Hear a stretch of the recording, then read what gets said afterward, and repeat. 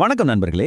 ஈஸியா ஹிந்தி கத்துக்கலாம் சேனலுக்கு உங்களை வரவேற்கிறேன். ஹிந்தி கத்துக்கும் போது இந்த நீ எங்க வரும், எப்படி வரும்னு ஒரு பெரிய குழப்பம் இருக்கும் இல்லையா? நிறைய பேர் இந்த கிராமர்னாலே கொஞ்சம் பயந்துடுவாங்க. ஆனா இன்னைக்கு நம்ம இந்த குழப்பத்தை மொத்தமா தீர்க்க ஒரு சூப்பரான ரொம்ப சிம்பிளான ட்ரிக்கை கத்துக்க போறோம். இதுக்கப்புறம் நே யூஸ் பண்றது உங்களுக்கு தண்ணி பட்ட பாடுதான். வாங்க ஆரம்பிக்கலாம்.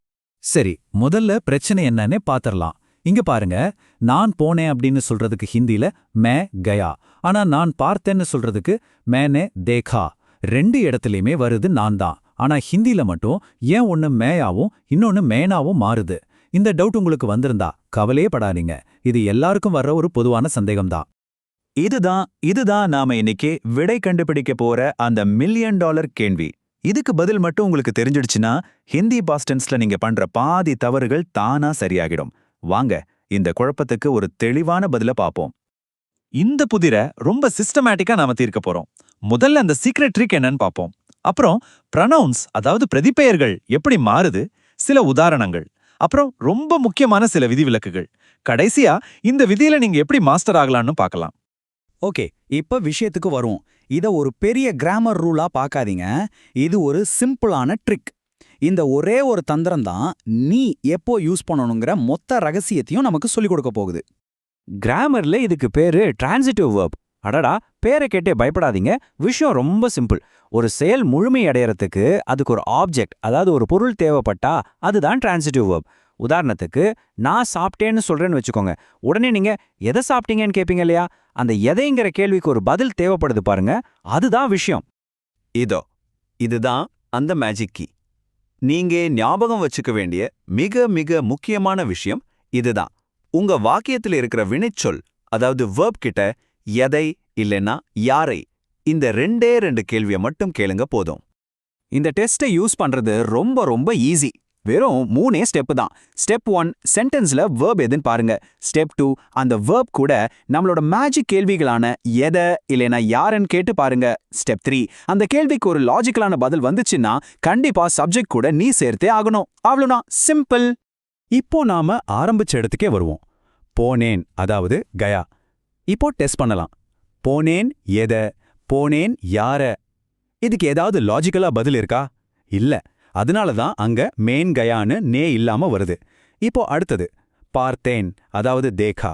பார்த்தேன் எத, பார்த்தேன் யாரன்னு கேட்டா, ஆமா, ஒரு படத்தை பார்த்தேன், ஒரு நண்பரை பார்த்தேன்னு பதில் வருதுல்ல. அதனால தான் அங்க மேனே தேகா அப்படின்னு நே வருது.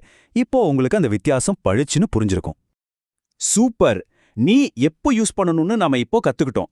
அடுத்த முக்கியமான ஸ்டெப், இந்த நீ சேரும்போது சப்ஜெக்ட் எப்படியெல்லாம் மாறும்னு பார்க்கறது தான். இந்த டேபிளை கொஞ்சம் நல்லா பாருங்க, இது ரொம்ப முக்கியம். மெயின் மேன் ஆகுது, டும் தும்னே ஆகுது. இதெல்லாம் ஈஸி. ஆனா நீங்க முக்கியமா கவனிக்க வேண்டியது 2 விஷயம். ஒன்னு வா, அதாவது அவன் அல்லது அவள், அது உஸ்னே அப்படின்னு மாறும். இன்னொன்னு வே, அதாவது அவர்கள், அது உன்ஹொன்னே அப்படின்னு மாறும். இந்த 2 மாற்றத்தையும் நல்லா மனசுல வச்சுக்கோங்க. சரி, நாம தியரி மட்டும் பார்த்துட்டு இருந்தா எப்படி?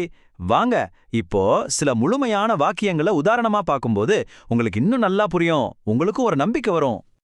இதோ பாருங்க, நாம அடிக்கடி யூஸ் பண்ற சில டிரான்சிட்டிவ் வெர்ப்ஸ் இதுதான். நீங்களே டெஸ்ட் பண்ணி பாருங்க. சாப்பிடு எத, எழுது எத, படி எத, பார் யாரை, கேள் எத, சொல் எத. பாத்தீங்களா? இந்த எல்லா வெர்ப்ஸுக்கும் நம்மளோட எதை அல்லது யாரைன்ற கேள்வி இயல்பாவே பொருந்தது. இந்த உதாரணத்தை பாருங்க. அவன் ஒரு கடிதம் எழுதினான். இங்க வெர்ப் என்ன? எழுதினான். சரி, நம்ம ட்ரிக்கை யூஸ் பண்ணுவோம். எழுதினான் எதன்னு கேட்டா என்ன பதில் வருது? ஒரு கடிதம்னு பதில் வருது. பதில் வந்ததால அவன், அதாவது வா என்னவா மாறும்? நாம டேபிள்ல பார்த்த மாதிரி உஸ்னே அப்படின்னு மாறும். சோ ஹிந்தி வாக்கியம் உஸ்னே ஏக் பத்ர லிகா. ரொம்ப சிம்பிள். சூப்பர். நீங்க இப்போ ஆல்மோஸ்ட் இந்த விதியில மாஸ்டர் ஆயிட்டீங்க. இப்ப நம்ம பார்க்க போறது ஃபைனல் லெவல். எல்லா விதிக்கும் சில விதிவிலக்குகள் இருக்கும் இல்லையா? அதே மாதிரி இதுக்கும் இருக்கு. இதையும் நீங்க தெரிஞ்சுக்கிட்டீங்கன்னா எதிர்காலத்துல எந்த குழப்பமே வராது. இப்போ அந்த விதிவிலக்குகளை பார்ப்போம். இந்த 5 வெர்ப்ஸ் மட்டும் ஞாபகம் வச்சுக்கிட்டா போதும். போல்னா, லானா, பூல்னா, சக்னா, சுக்னா. இந்த வெர்ப்ஸ் கிட்ட நம்ம ட்ரிக்கை யூஸ் பண்ணா பதில் கிடைக்கும். ஆனா ஒரு விதிவிலக்கா இவங்க மட்டும் நே எடுத்துக்க மாட்டாங்க. இதை மட்டும் மனப்பாடம் பண்ணிக்கிட்டா போதும், வேற எதுவும் தேவையில்லை. உதாரணத்துக்கு அவன் பேசினான்னு எடுத்துக்கலாம். இங்க எதை பேசினான்னு கேட்டா ஒரு பதில் கிடைக்கும். ஆனாலும் போல்னா ஒரு விதிவிலக்குங்கிறதுனால உஸ்னே போலா அப்படின்னு சொன்னா அது தப்பு.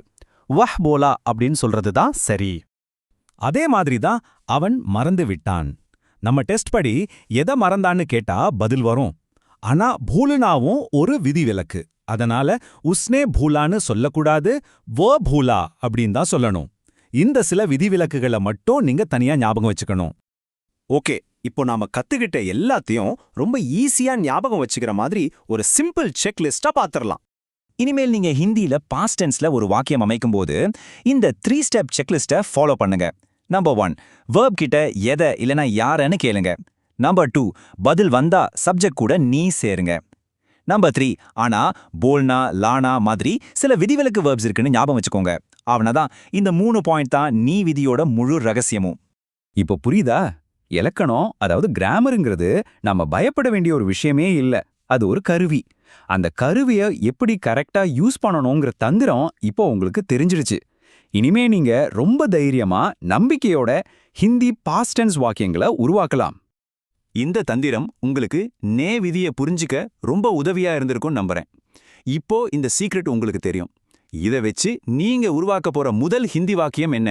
மறக்காம கீழே கமெண்ட்ல சொல்லுங்க. தொடர்ந்து ஹிந்தி கத்துக்கோங்க.